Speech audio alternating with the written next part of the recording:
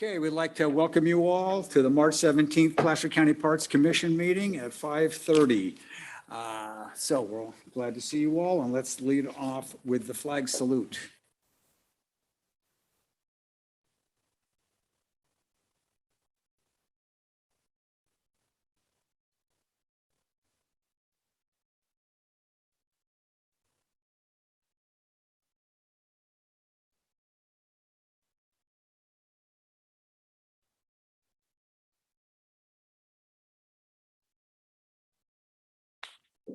Looking for approval of tonight's agenda. Can I get that? Dave would like to make that motion, seconded by? Jim would like to second that. Thank you. Okay, we have approval for two series of minutes. First one is January 20. We get a motion to approve those minutes, or do we have any comments on those minutes? I'll move approval of the minutes Okay. as presented for January 20th, 2022. I'll second that. Okay. So did you catch that? Dave made that motion, Bertle seconded that motion. And now we need approval minutes for the special meeting we had on February 10th regarding the master plan. Would anyone like to make the motion for that I'll Feb move 10? approval. Dave would like to do that. January, or excuse Moved me, by February Dave. 10th, 2022 minutes as presented. And we need a second for that. And Jim would like to second that. Very good. Okay, there we go. So at this point in time, we'll open public comment. Persons may address the commission on items not on this agenda. Public comment period is limited to 15 minutes. So each individual we would ask you to please limit your comments to 3 minutes per person. All comments are not comments cannot be heard within the 15-minute time limit. We will open the public comment period at the end of the meeting. Commission is not permitted to take any action on items addressed under public comment. Do we have any public comment? Hearing none, we'll close public comment and we'll go to the next item. Report from Parks Administrator. Good evening, everyone. Thank you all for being here. A few things to report on. The first is the appointment of a new director of Parks and Open Space. His name is Steve Gayfield. He'll be coming in April. He'll be coming to us from Sulphur, Louisiana, where he is the general manager of a park district in Louisiana. So by the time we meet in May, you should be able to meet Steve Gayfield. We're looking forward to meeting him ourselves. Also want to let you know, we do anticipate beginning talks with user groups and leading into some public discussion on e-bikes. I know we've been telling you for quite a while that discussion is coming. We are hearing more and more opinions coming to us from the public. A lot of the comments we even got on the Park and Trail Master Plan had to do with e-bikes, although that was not the forum for e-bike discussion in and of itself. But we do intend to move those discussions forward and update our policy on e-bikes that today is still of a vintage that just said no motorized vehicles within our parks and never contemplated e-bikes. So we've known for quite a while we need to have that discussion and update the policy. We'll keep you appraised as how that comes forward. You also want to let you know about a project up at our community park in Olympic Valley. A couple things going on there. It is in the process of renaming. So everything within Olympic Valley formerly that the county oversaw with the former name of Squaw in it is now being renamed. Both the county and the federal government are going through that process. So we did do a survey for the name of the park. The most popular response that came back, other than don't change it, was Olympic Valley Community Park. So we're looking at going to the Board of Supervisors for a name change in that park, but also we have accepted an application and are about to release a notice of preparation for an environmental impact report for a snow museum celebrating the Olympics and snow sports. And you'll be able to Google on Olympic Valley Snow Museum. If you want to keep apprised of the environmental process that's going on, there'll be a scoping meeting for the release of that scope and project description coming up on, Lisa, you don't remember the day, do you, for the scoping meeting? We can get it out to you in an email. It's coming up in the end of this month. But we will have, we're asking the project applicants, there is a nonprofit board advocating for this snow museum, and they'll be given a fuller presentation to you in September. So that'll be during the environmental process, and so you'll get to learn more about it then. But we did want you to know that that process is going on, that they want to locate the museum in our park. It did turn out that within the agenda, we didn't get the park dedication fee report into the agenda, so I'm going to touch on some of it at least during this presentation. And I know Jeremy, for those online, was kind enough to slip a slide in at the last minute there, and I think you have a hard copy as well. So I'll draw your attention to a few of these line items as we go down. We continue to get good revenue coming into each of the accounts now. And I'll start with Area 5, Meta Vista Auburn area. You can see that there's $640,000 in that account today. We did just appropriate last year. The big appropriation was to the Hidden Falls Trails Expansion Project, which leverages a $3 million grant, which is a project Lisa's working on now to open up the Twilight Ride parking area. But you will hear an item before you tonight to consider another $450,000 request coming out, or $445,000 request from Area 5. Going down further, the other request before you tonight from Area 15, O for Newcastle, you'll see also contributed $200,000 for the Hidden Falls expansion. Request before you tonight will be $150,000. The other request that's on our capital improvement plan that could come forward as soon as we have project management staff to be able to perform it is a piece of property we have off of Lozanos Road near the Auburn Ravine that we call the Ophir Creekside Park. And so we think those are the only projects that we're aware of from Ophir Newcastle at this time, and have enough money in there to cover both of those projects. Also, from some of the recent appropriations, I wanted to go over what the board has done recently following your recommendation. So the board on February 22nd appropriated $75,000 in Area 3 Colfax area funds to the Colfax Skate Park. So they're very excited about that. That completed their funding package, so they're out to bid on the skate park now.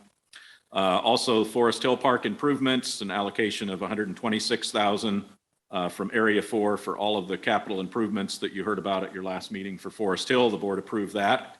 Likewise, Ronald L. Feist Park, the renovation of McMichael Field, which you heard about, the board appropriated $150,000. Also, funding from the Prop 68 per capita program.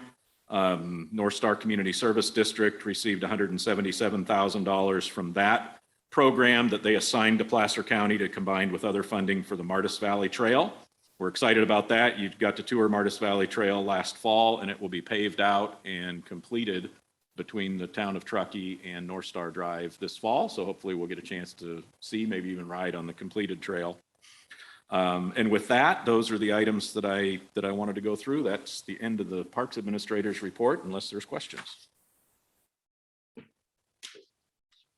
Does anyone have any questions for Andy in regards to this report? Jim? Yeah, Andy.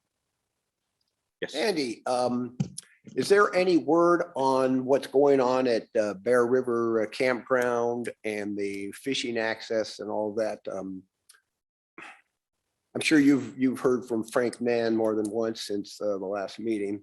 And he's got my phone, he's got my email address.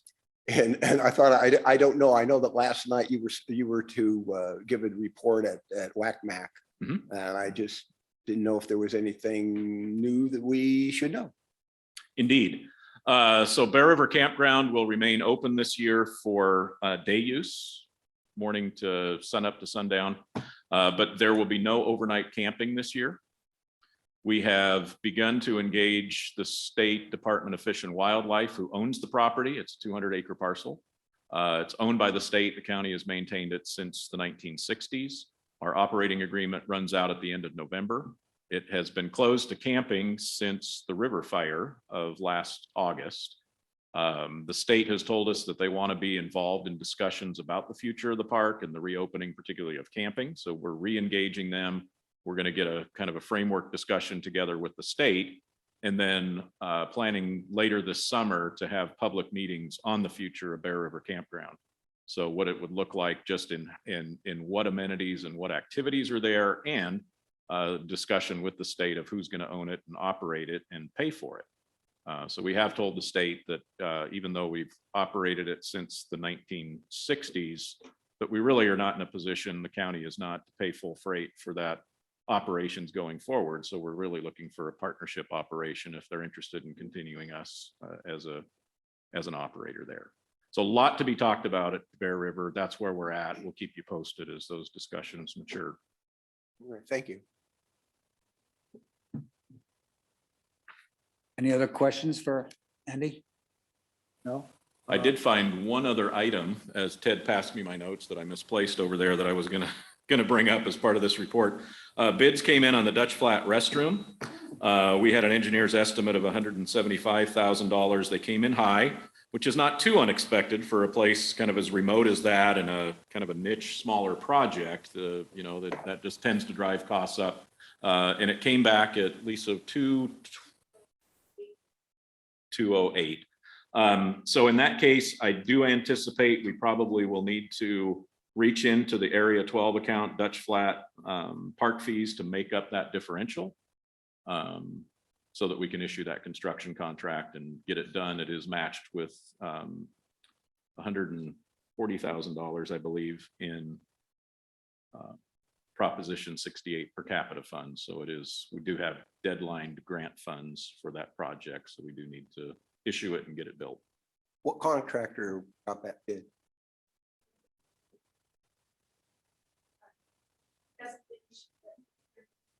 Oh, okay, I wasn't sure. It may not be the lowest responsible bid, so the next lowest bid was 225 and change.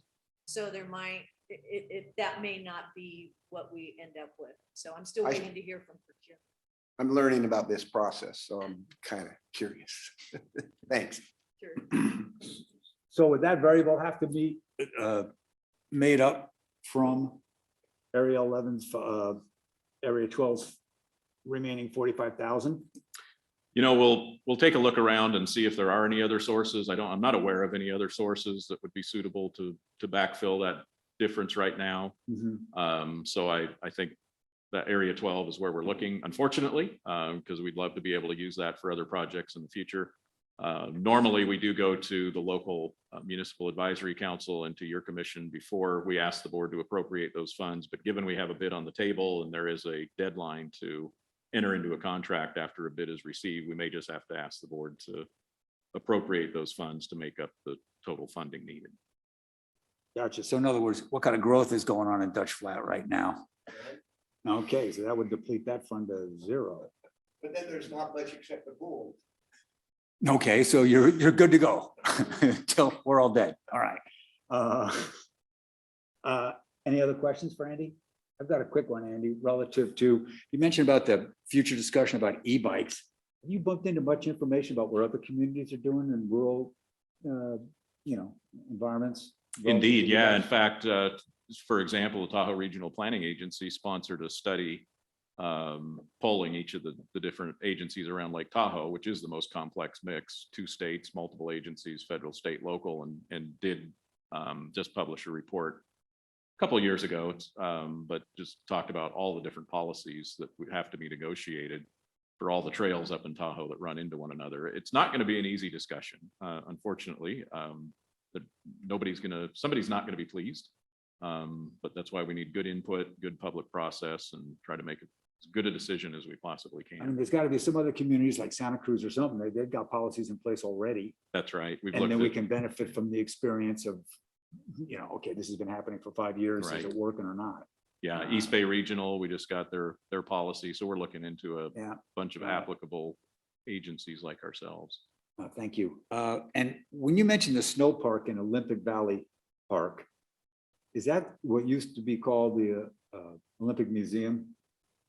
It was, yeah. And they wanted it broader. They wanted to have bigger subject matter than just Or- the Or, 1960 yeah, actually, you call Olympics. actually the Snow Museum? Is that the new moniker?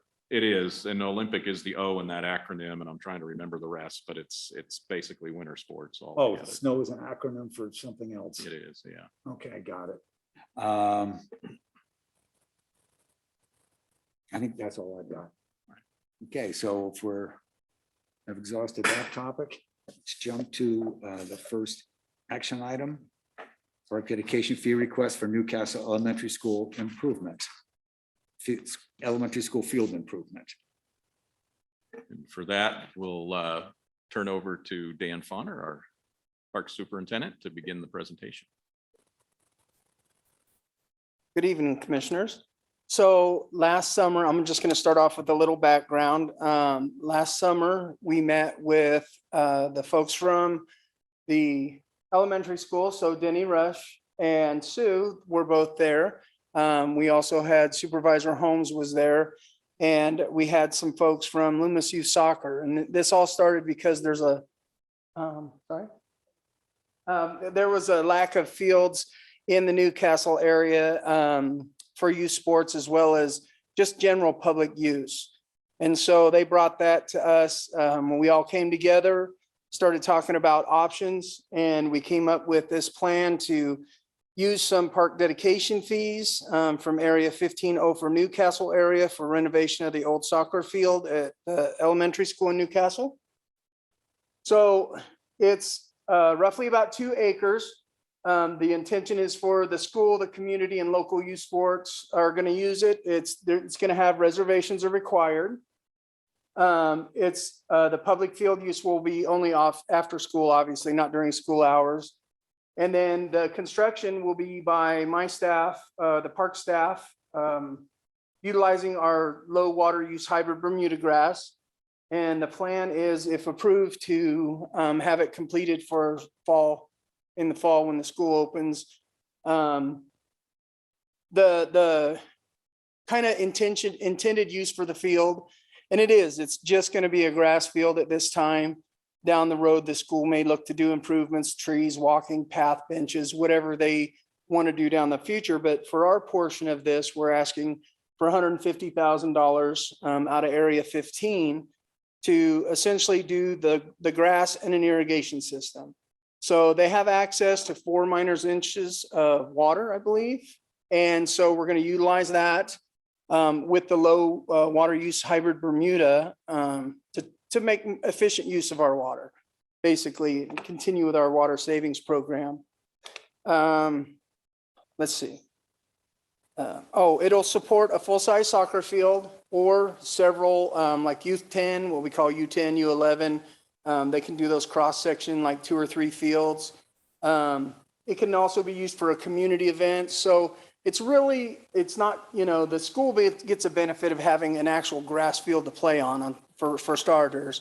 And then the community benefit of being able to have events on a nice lawn, use soccer. I know having conversations with the school folks, the intention is the revenue generated from renting out the school field is going to be used for the maintenance. So we kind of looked at, I had my contractor give me a bid just so I knew roughly what the maintenance costs were going to be. We looked at the rough numbers of, field rental and what that would support as far as maintenance. So the whole idea was to not impact the school fiscally, and the field would kind of be self-sustaining. And I think we've looked at that, and it seems like it's a good mix of, community youth sports and the school itself getting the benefit. So we're basically today we're asking for your recommendation for the Board of Supervisors to approve the use of park dedication fees in the amount of $150,000 from Recreation Area 15 for Newcastle. And if you look in your packet, can you advance the slide for me? I don't know where Jeremy is. There we go. So this is the field in question. That's the backside of the school. You can kind of see from the aerial, there used to be a little access road to do whatever work they had done on the field. I know when they added the big ADA walkway that they had, okay. When they added the ADA walkway, they had put quite a bit of spoils on the field. So essentially, we're just going to bring in some topsoil, level it out. Jeff Ambrosia, I think, has done some plans, and we work with him quite a bit. So we know him quite well. He's done some plans for the irrigation system. But the idea, like I said, is, the school benefit, the community benefit, youth sports benefit, and the whole community. So if you'll notice, if you continue on into your packet, there are several letters recommending support for the field. The youth soccer folks, I put my glasses on to read this and take them off to read that. I will say they've already done a lot of the legwork, the Newcastle Elementary School folks. They have their notice of exemption. They took it to the MAC 2 months ago, and everyone voted in favor of the project. And then Exhibit C, you'll see there are several letters of support. Of course, Denny Rush, the superintendent. And then you have the Loomis Youth Soccer folks. Sam Moore, one of the trustees for the Newcastle Elementary School. Matt Keplinger, the Board of Directors, Newcastle Area Business Association.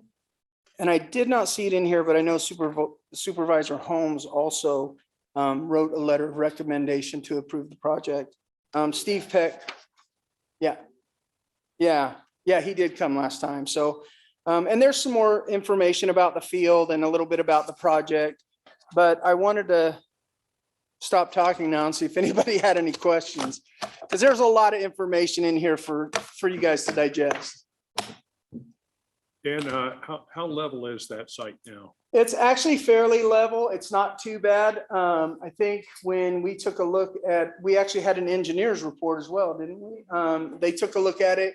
So the idea is to kind of do that 1% taper off to either side. So when it rains or whatever, it can kind of sheet off the field, but not create any sort of drainage issues. It's fairly level. I think we calculated around 150 yards of dirt, good dirt, topsoil, blended topsoil to bring in, add to what's existing and level it off.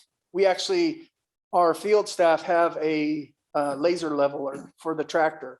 And it's pretty amazing. We've been using it a lot in Granite Bay. Thank you. Yeah, Dan, I got a question. If the field fund generation doesn't occur, where are the maintenance funds coming from? Are they shared or are they all coming from the county parks or all from the school district? Yeah. I'll let that we're just logistics. We're helping build the field. We're helping find the funding, and we're really supporting the program and the project. Denny's the superintendent, and she might be able to speak more on that. Okay.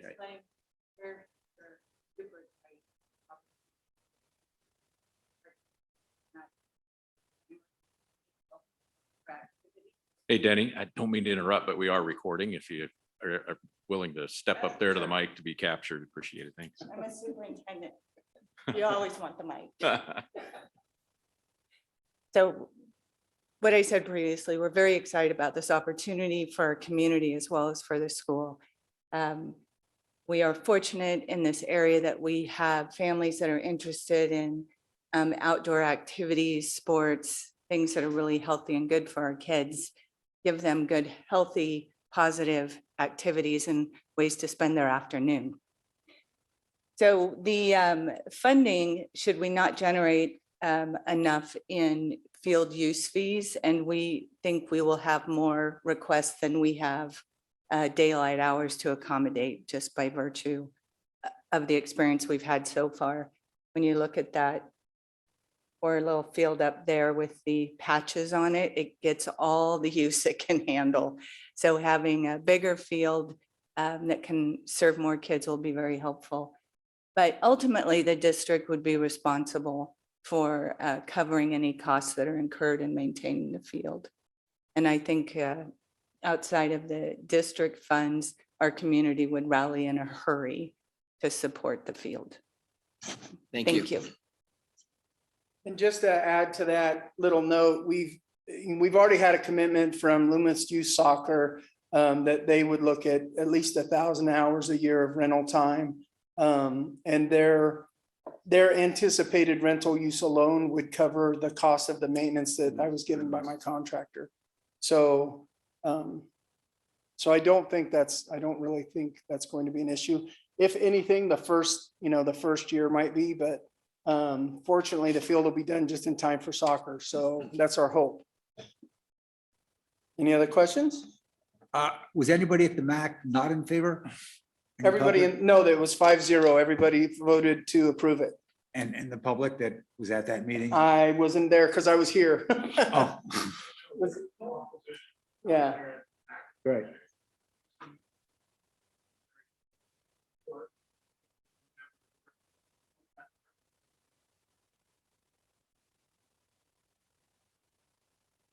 Great. Thank you. So that's the end of my presentation. Thank you.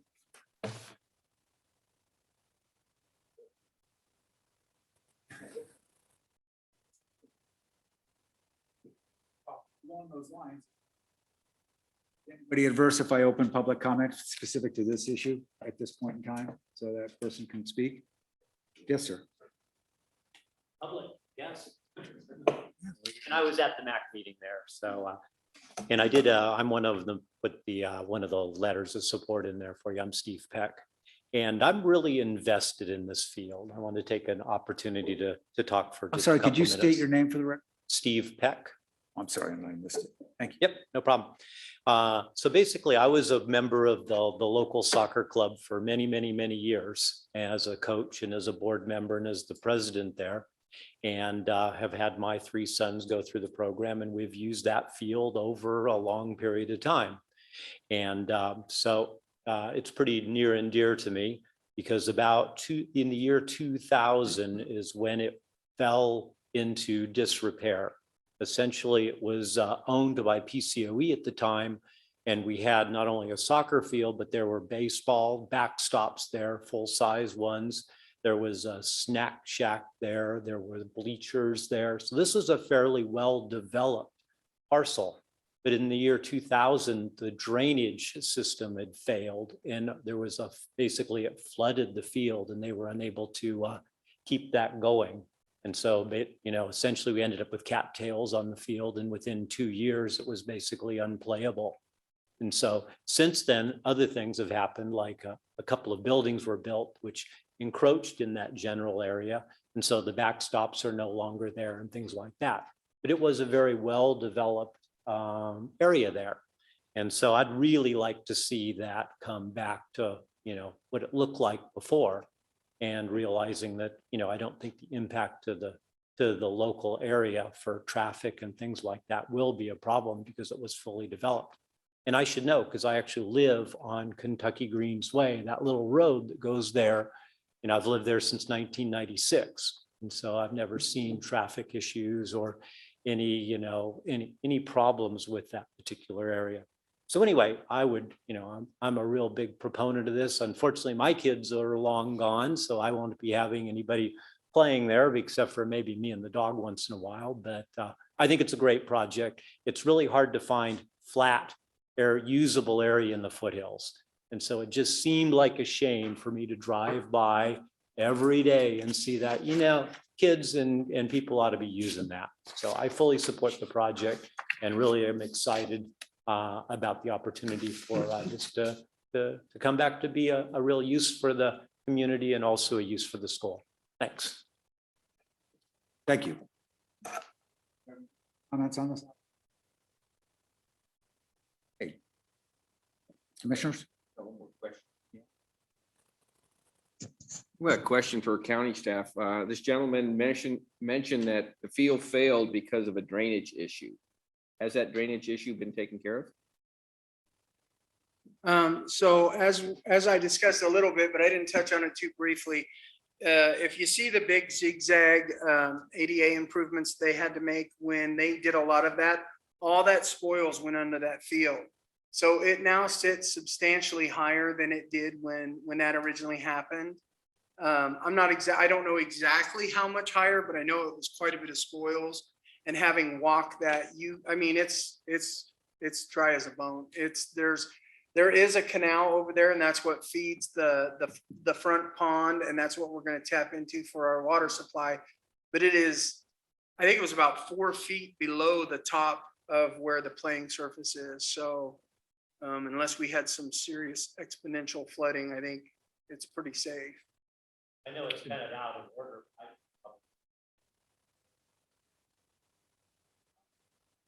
Certainly. Okay, so basically. So the drain was actually located.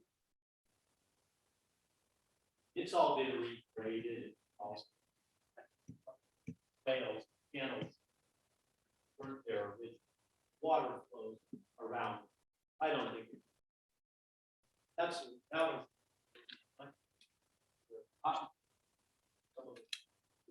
For the major pulp. I think. Very feel there. Very. It flooded in 2020 is when it became. 2000. We're talking 2000. Yeah.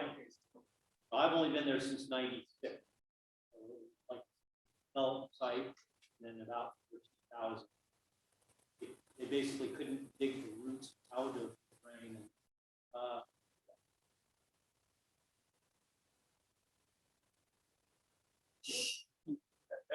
Yeah. I'll add too, if I might, Dan mentioned that Jeff Ambrosia was the designer of this project. Jeff is with Yamasaki Landscape and also designed our Ronald L. Feist Park, which was quite a tricky drainage issue. So Yamasaki's a very capable drainage designer. So we're happy to have them looking over this project.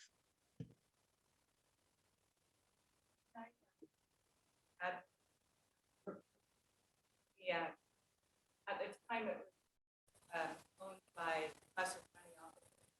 It's you have a different level of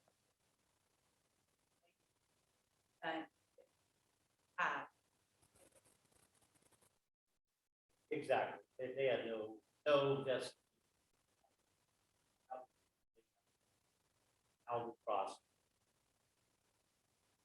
Build all program. Yes.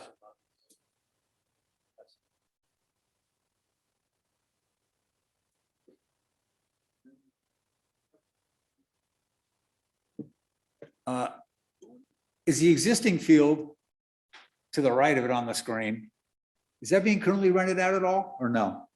Yeah. So you, yeah, the current one. So you guys rent it too for second, third party? Great. Right. It's overused.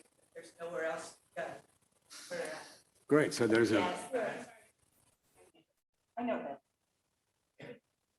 so there's a pent up demand for that, There is a for both of backup. them at this point. There is a huge demand. And that little field that you're looking at with the little bald spots on it was renovated about 5 years ago. But there's so much demand between the kids at recess and the community. I left, there was 2 T-ball groups trying to practice on that little field. So there's a huge demand, and it's always a backlog for people trying to find a spot for soccer, little league, baseball, all kinds of things. So, Great. Thank you. yes. Okay, do we have any additional comments? Questions? No, hearing none. Can I get a motion? Would anyone like to make a motion to approve this? Dave would like to do that. I recommend the commission recommends the county board of supervisors approve the use of park dedication fees in the amount of $150,000 from Recreation Area 15 for the renovation of the old soccer field at Newcastle Elementary School. Thank you, I'll Dave. second it. Jim would like to second that. All in favor? Aye. Opposed? Hearing none, motion passes. Thank you. Okay, let's jump to action item 2, park dedication fees for the 24-acre ARD Regional Park. Recommendation to the supervisor to approve $445,000 for an additional 24-acre park adjacent to the current 62-acre regional park. Yeah, good evening, Chairman, members of the commission, Ted Rell, planner with Parks Department. It's been a while since I've seen you. The last time was over at your son's school over at off of Cook Riolo.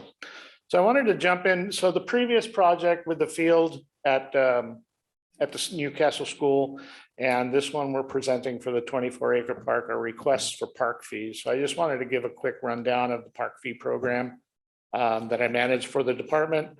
And it's just the park fee program is from AB 1600 and the Quimby Act. And those are to mitigate the effect of new residents on existing recreational facilities by acquiring, constructing, or rehabilitating existing recreational facilities. It can't be used for maintenance, capital costs only. And the commission took a position sometime quite in the past, Andy would probably have more information of when that was, that the funds for the park fees, they wanted to use for brick and mortar costs and not so much for planning, permitting, design work like that. This is for the actual construction. So currently the park fees for single family dwellings, the total park fee is $5,007. The multifamily duplexes, apartments, condos is currently $3,642 per dwelling unit. And for age restricted, it's $3,200. So for condos, a dwelling unit means, so if you have one building and you have 60 residences, each one of those residences is considered a dwelling unit. So the fee is based on the representative cost to build recreational facilities to maintain a ratio of 5 acres of active park and 5 acres of passive park. Active parks are like the Dry Creek Community Park you guys toured just recently, and passive parks are like Hidden Falls. A lot of people confuse open space with passive parks, but open space is for preserving the land, and the passive recreation is for using it for recreation. As we condition new projects, the general plan and various community plans are blueprints for conditioning all these recreational facilities on new subdivisions. And there's got to be a nexus. So there's 18 geographical benefit areas through the county. And those are so that there's a nexus between the fees that are paid and the projects that we do. So we can't take money from a subdivision in West Placer and then go haul it up to Tahoe and use it for Tahoe recreation. We do kind of draw from multiple, from some of those multiple fee areas when there's a regional project and everybody's kind of using it. So we'll draw from several areas in that capacity. So as Andy indicated in the fee report, in area number 5, which is the Auburn Meadow Vista area, there's currently $640,000 in the account today. But I also wanted to tell you about some of the upcoming projects that are going to continue to flow into that area. The biggest one is right next to the 24-acre park that ARD is proposing, and that's the Timberline project. It's actually right across the street from us right here. That is going to consist of 858 residential units. And so far, so a little bit between the AB 1600 and the Quimby park fees. Quimby park fees is a different law that was created before the AB 1600, and basically that says that if you're gonna build a subdivision, a residential subdivision, you're going to have an impact on those recreational facilities. So either donate land or you can pay an in lieu fee. So for that $5,007 of the total fee, $790 of that gets paid on the Quimby side, and that fee is due prior to that map's recordation. So right when they record that map, they pay the Quimby fees. The remaining fees are paid at the time of the building permit. So if it's a company that like KB Homes that's going to build out the project, then they pay as they get their building permits. If it's like a spec build where they're just selling the lots, it goes in a little bit slower as they like Winchester development is kind of like that. So for the Timberline project, of those 858 residential units, about 85% of them are multifamily. So they would pay the multifamily fee of the $3,600. So far, they've already paid their Quimby fees for one of the phases back in 2000, I think in 19, and $137,000 went into the fee. They still owe a remaining $480,000 just for the Quimby fees. The remaining, remaining with Quimby fees is about $343,000, and total fees at building permit, it comes out to about $2,644,000. So imagine the project being built out over the next, say, 5 years. That money's going to come into that Area 5. And there's a medium-sized project as well on New Airport Road called Briar Meadows. That is 36 single-family homes. They've paid their Quimby fees of $28,000. And they're still vacant lots. They haven't built, they have no building permits yet. So that will, as they come in for their building permits for those 36 lots, that'll add revenue of $151,812. So with that, if you don't have any questions, does anyone have any questions on the fee program? I will introduce you to Mike Shealy with the Auburn Recreation District to give you a little bit more detail on the 24-acre project that they have on deck. Thank you very much. Good evening, commissioners. It's a pleasure to be here. Michael Shealy, Auburn Recreation District. My supervisor, Cale Muscat, couldn't be here tonight, unfortunately. So he sent me, and I'll do my best to represent ARD as best as I can and answer any questions. As you also have in your packet, Cale primarily put together a nice information packet about this park and the process. And this is a property that ARD acquired in 2002, and it's sat undeveloped since then. It came with a baseball field, but it's been undeveloped since then. And we've ARD has attempted to get granting funding for this park through the state twice before, and were not successful. But we were very excited that this third time we were successful in securing a grant. Prior to applying for the grant, we in 2020 we put out an RFQ to landscape architects and environmental service providers to do a master plan refinement process and to put the project through CEQA, and then also give us a proposal to do construction documents should we be successful with the grant. And so after numerous public meetings and pretty good public outreach, we refined the master plan once again, put the project through CEQA, and made application for the Prop 68 funds concurrently. And in part due to the park dedication fees that we're going to fully commit to this park, as well as our Prop 68 per capita grant, and the sale of a property that ARD just performed in 2018 as a Mount Vernon Park property. We were able to come up with about a third of the cost of this park development. And so it's a $3.4 million project cost estimate. And with our matching fees, we requested $2.3 million from the statewide park program. As I said, we were very excited to be successful. I brought a little handout. It's a reduced copy of these and at your in front of you. I'm happy to go through elements of the park if you'd like, or just answer questions, however you'd like to proceed.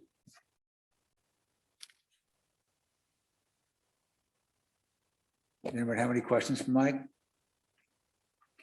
So Mike, when I'm looking at the list of funding sources here, my understanding that all this is a lock at this point, except for the money we're talking about tonight? That's correct. It's committed. Yeah. Gotcha. Chairman Bergman, I'd like to also interject here that I did accompany the Auburn Recreation District in presenting this project to both the North Auburn MAC and the Meadow Vista MAC. And although both meetings were held online via Zoom, to so I couldn't get a good representation of the amount of public that attended. But it was at both MACs, they met with support. There was one question from the North Auburn MAC about the impact of the transient illegal camping and what it would have on the park there. And I believe Supervisor Holmes, if my memory serves me correctly, answered that by saying the sheriff's department has a policy. Well, I don't think it's a policy, but I think what he represented was that they do their job to keep the illegal camping out of the regional park area and the local parks here, and kind of consolidate it here on the DeWitt campus. But it was both MACs were received with support. So the bottom line is that there currently is no illegal use of the 62 acres. Correct. Therefore, that's not anticipated it'll happen on the 22 or the 24 acre addition. Correct. And they're immediately adjacent, right? So it's not much of a burden for Placer County to enforce. Yeah, plus the county is also just, the board has made some updates to the code. And that is in conjunction with the housing project that they're building here. So that may improve as well as an effect of those changes with the code. I use that park routinely and I've never seen any illegal camp. And I go into the 24 acre area because it's kind of open space, wilderness, ticks and poison oak. I have a question about it. Said that Northside Park is the nearest park location. Where is Northside Park? And that's a Placer County park? So we do have, yes, we have several of our own active parks within Area 5. North Park is off of Dry Creek Road. It's the area, it's a subdivision that lost a lot of houses. If you recall back in, I think, 2009, the 49 fire that went through North Auburn. Okay. Actually, North Park, I believe, stopped the fire from going into the Saddleback neighborhood because it Oh, was okay, cleared so so there. well. Got it. So that's one. We also have Plaza Park behind Big 5. And then, of course, Hidden Falls Regional Park is our major amenity in this area. And I did want to add that even this is one of the reasons that Ted spent quite a bit of time on the park fee status, and particularly in this area. This is the largest request that anyone's come forward with, the county or ARD or any other rec providers in this area. And I do want the commission to know that I've been meeting with the general manager, with Cale, every year for the past at least 4 or 5 years. And we compare our 5-year capital plans, what we expect to have on the books. And we've known our Hidden Falls project and this project have been coming forward for quite some time. And we've been anticipating that, even though it takes this park fee account down, we've been looking at our 5-year capital plans and adjusting around this. And we never, as Ted said, we expect this to continue to be a robust area with the timberline fees and things like that, but we never get ahead of ourselves. We never commit funds that aren't in the account because recessions and so forth can slow that down considerably. But with the funding that we have, and we know we have, we are coordinating really well on our expected projects, and a little bit of timing adjustment, and everybody's been able to get all the things they want together. And we've had a lot better relationship than we did several years ago. If you've been around and remember some infighting, a little bit of back and forth in the Auburn Journal and everything else. But we've been well coordinated now, so.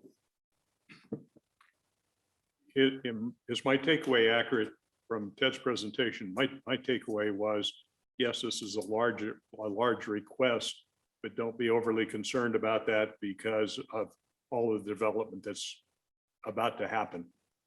And the fact that we've already funded the projects that we both have on the books in the immediate future. So we're comfortable with this request going forward, recommending it. If everything came to a screeching halt after this allocation, Area 5 would be left with 150,000. Is that about right? 195, I believe, yeah. Okay, but to your point, I do have a question about park dedication fees when you were giving us that nice review. And it's dedicated or specific use towards construction of capital improvements. Does that include capital replacement of existing improvements? like say you had to rip up a bike trail that was been there and you need $250,000 to do it. There is a provision within the code that does allow for major rehabilitation. I believe it says something to the effect of if you're, if you're if it's threatening to lose your service level capacity because something's in such bad shape, the fees can be used for that.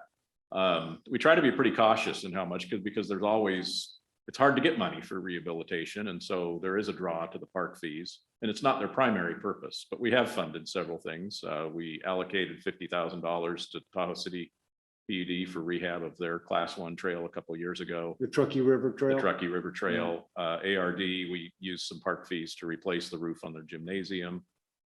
So they can be used for that. We just try to keep it pretty sparing. Thank you. Commissioners, any other questions, comments?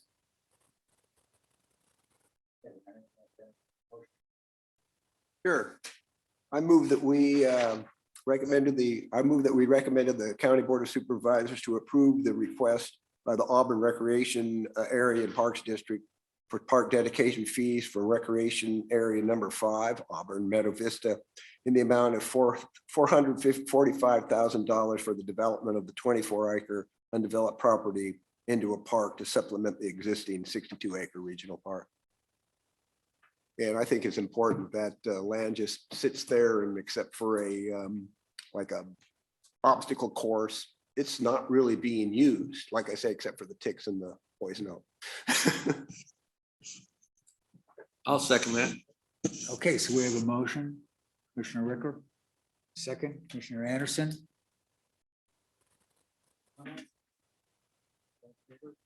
Aye. Any opposed? Hearing none, that motion passes. Thank you all very much, commissioners and County Placer staff. Really appreciate the opportunity. We do anticipate this item to go before the board, both items to go before the board, I believe, April 19th. Items over $400,000 in requests are presented at the department head level, where items under 400,000 usually are approved in a lot on the consent agenda. So this will have a presentation included with it.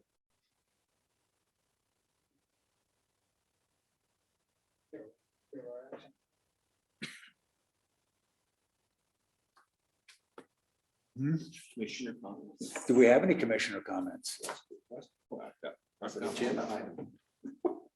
I've got one. Good. I would like to say that down in the Granite Bay area, some citizens have come together, and Andy met with them on trails down in the Granite Bay. And they're very proactive, and they're very enthusiastic right now. And they'd like to work with county parks and the community in developing those little bits of linkage and acquiring properties and easements across properties and that type of thing. And it's nice to have energized volunteers. So Andy, thank you very much for meeting with them the other day. Appreciate it. Commissioner Anderson, I'd like to add to that as well, that I did meet with that committee last Thursday. We actually rode our bicycles from the length of the high school along Eureka down to Auburn Folsom Road. And then we even went across Auburn Folsom Road to I believe it's an elementary school behind the shopping center over there that went behind some property that San Juan does, to identify some of the challenges we would have by developing the trail along Eureka Road. And so after seeing it and seeing the possibility that there isn't really an insurmountable challenge by creating that trail, I set our survey team to go out there and survey how much right of way we have. So, because some of the properties are from the agriculture days, and the property lines go out to the middle of the road, and we have no right of way. So we're starting that discovery and our due diligence to start looking at what we have out there. And after we find out what we have out there, then what we can do about it. So yeah, we're actively moving on that. Thank you. Okay. Do we have any other commissioner comments? No, I've got a couple. North Tahoe PUD, which is Dollar Hill to the state line.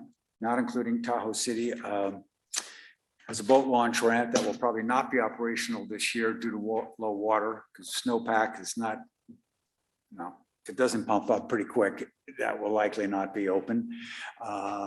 Which in turn puts a lot of pressure on the Lake Forest boat ramp operated by the Tahoe City PUD, because it is a deeper water launch.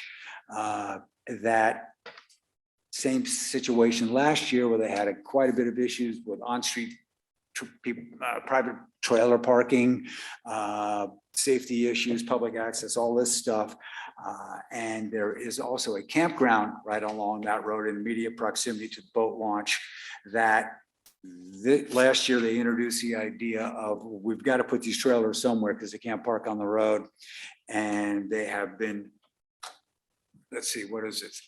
Closing the campground for camping on the weekends when the boat trailer need is high, boat trailer parking is high, and then reopening it during the week.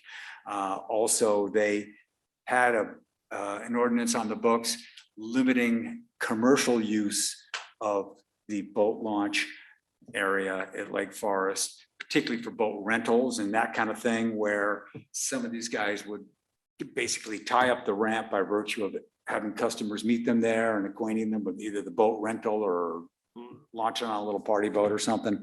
And that turned into a real problem. So that Lake Forest boat launch ramp is on the cutting edge of North Tahoe City PUD's enforcement sword. And also speaking with Placer County Sheriff's, which is actually like right across the street from the thing, to try to pay attention to that and try to take the pressure off the neighbors in that neighborhood and public safety issues with getting emergency vehicles down the street to some guy that just jumped off the pier and hit his head.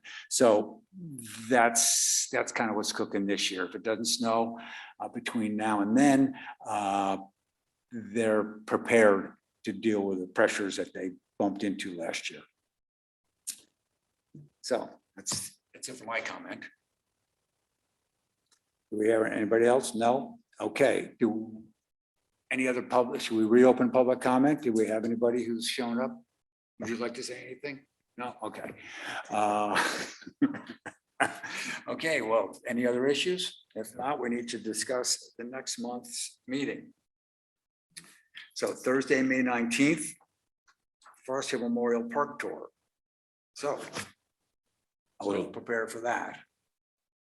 Wanted to check with each of the commissioners, make sure that that time worked well. Also draw your attention to the desire that we would start about 3 o'clock. So have some time for a tour before a regular meeting at the Memorial Hall up there at 5:30, and maybe even try out the barbecue. We'll keep you posted. Gotcha. So we anticipate meeting at 3 o'clock in Forest Hill Memorial Park. Okay. Unfortunately, I will be out of town, so I won't be able to make Okay, it. that's May 19th. Is that the third Thursday, I guess? Correct. It is, okay.